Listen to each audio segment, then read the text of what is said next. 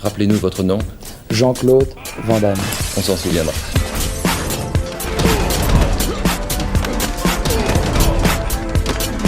Van Damme Express.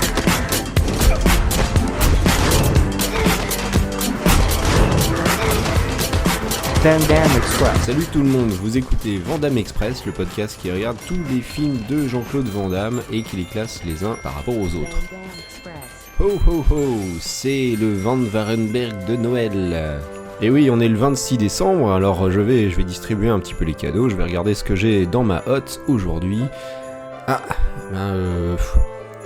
Il semble que vous n'ayez pas été très sage cette année, puisque aujourd'hui vous avez le droit à Ultime Menace, Second in Command 2006, un film de Simon Fellows.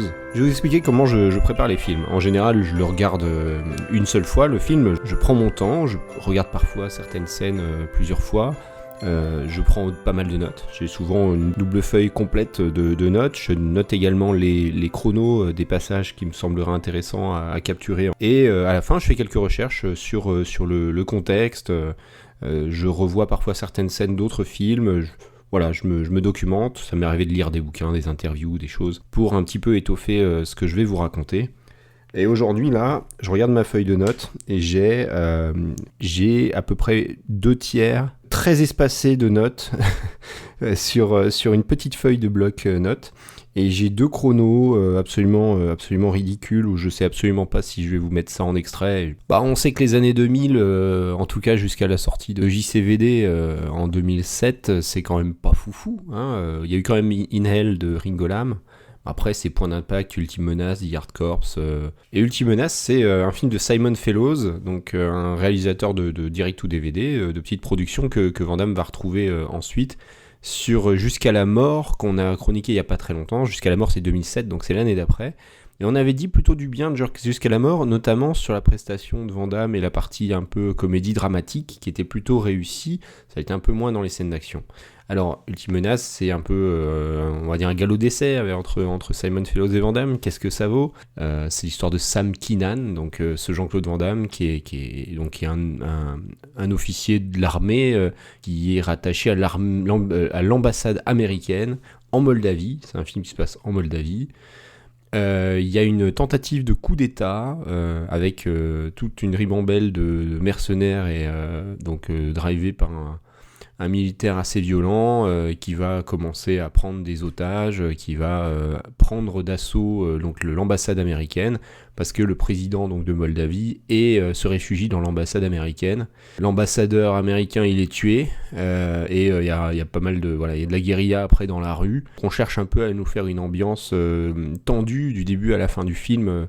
L'action n'arrête jamais. Dans les rues, c'est la guérilla. Il y a des véhicules militaires, des hélicoptères. On sent bien que c'est une tentative de faire un peu la chute du Faucon Noir sans trop de moyens, 12 millions de dollars, avec pas mal de scènes de fusillade.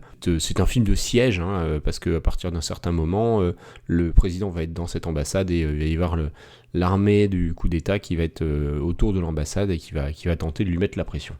Donc au début du film, on a quelques scènes où il y a des manifestations, on sent que le peuple est en colère, manifeste devant l'ambassade américaine, parce que on comprend très vite que le président moldave, c'est un pion américain, et donc il va pas se planquer dans l'ambassade américaine pour rien. C'est-à-dire que là, il va se planquer chez les gens qui l'ont mis au pouvoir et qui vont le protéger. Le peuple est pas content. Et le point de vue est vraiment américano-centré, parce que Van Damme, qui est le commandant Keenan, qui va vouloir protéger la paix et la justice dans le pays, on est très premier degré, et c'est pour protéger le président qui est là pour le bien du pays. Bon, il y a quelques autres acteurs, on les connaît absolument pas. Julie Cox, actrice anglaise, plutôt bonne comédienne, qu'on a vue dans Dune de la mini-série de 2000, et puis donc elle jouait la princesse Irulan.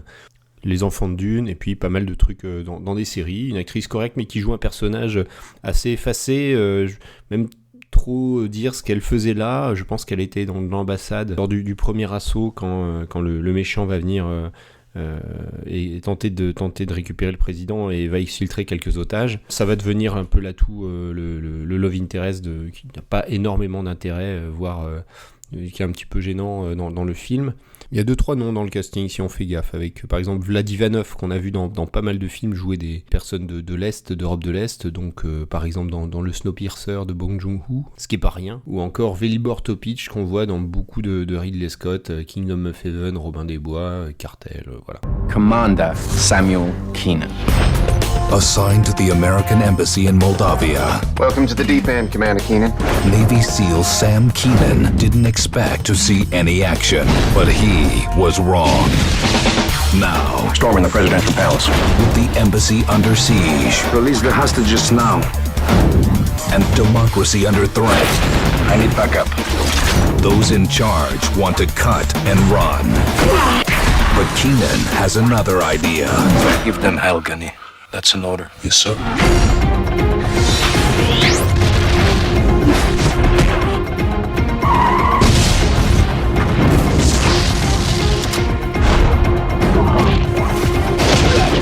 Jean-Claude Van Damme, second in command. Welcome to the USA, Mr. President.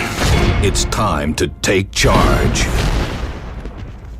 Pour les notes, donc c'était pas très compliqué à noter. La note artistique, je lui ai mis 3,5. La note de 3,5, donc c'est un petit peu mieux que Point d'Impact, Universal Soldier 2, que Street Fighter en termes d'artistique. C'est un peu moins bien que The Hard Corps, qu'on verra l'année d'après, Six Bullet, que le premier Universal Soldier. Donc pour le budget, je pense que c'est assez correct quand même, parce qu'il y a une ambiance guérilla, il y a quelques scènes, notamment les premières scènes de l'attaque contre le convoi avec le président contre l'ambassade américaine. On comprend bien ce qui se passe, il y a quand même des explosions qui sont assez correctes. Toutes les scènes avec des voitures et des accidents, c'est plutôt correct, on y croit bien, il y a de l'impact. Les fusillades sont ok, on voit bien les gens qui se déploient, etc. Il y a beaucoup, en termes de mise en scène, c'est quand même assez pauvre, il y a des gros plans, beaucoup de gros plans, beaucoup de cuts, j'imagine, pour pas qu'on voit trop la misère. C'est le cache-misère qui fonctionne plutôt bien, il y a beaucoup de fumigène, beaucoup de fumée dans ce film. Donc ça c'est plutôt, vu le budget, je dirais que c'est pas ignoble. Il y a quelques inserts avec des plans qui expliquent que les soldats de l'ambassade sont à quelques heures, vont pas arriver avant tant de temps, pour donner un petit peu des estimations de distance, etc. Ils sont absolument ignobles, ces inserts de couleurs. C'est des plans stratégiques bien dégueulasses.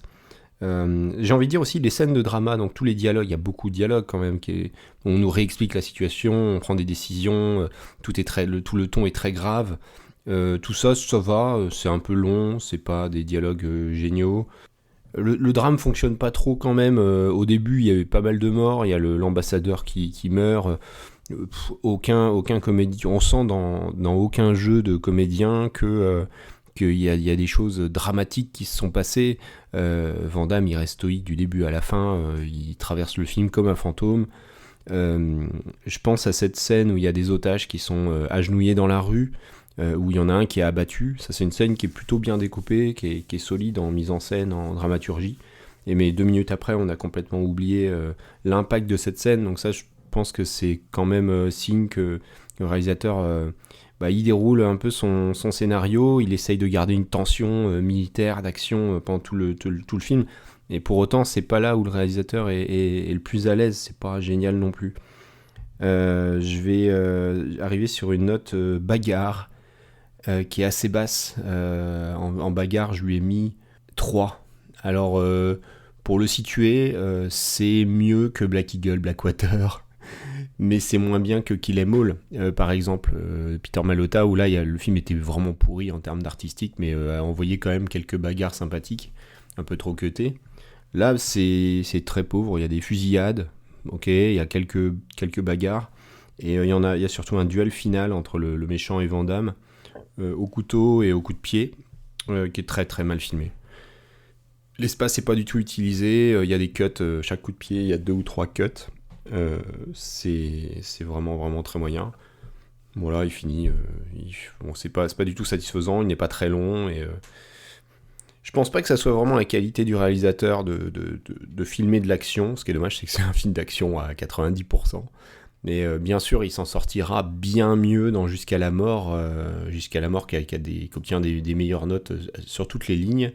et qui est 21ème. Là, Ultime Menace, Second in Command, il va se classer à la 32e place. Donc dans les films juste au-dessus du Dernier Mercenaire, dans les films qu'il faut un peu oublier. Ce que je noterais que tout de même, parce qu'il a une certaine tenue qui est... C'est pas ridicule comme film, hein. Moi j'ai vu des directs ou DVD qui avaient...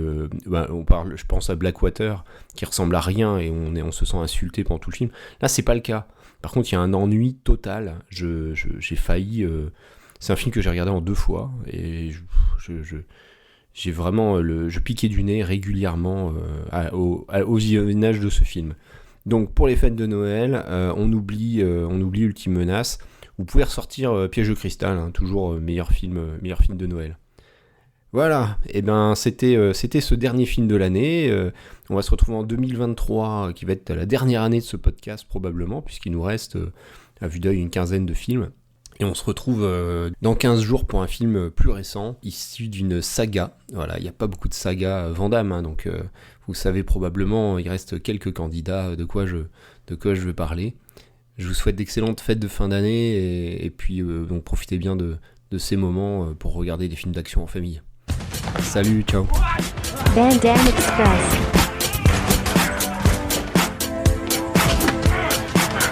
Van Damme Express. Van Damme Express.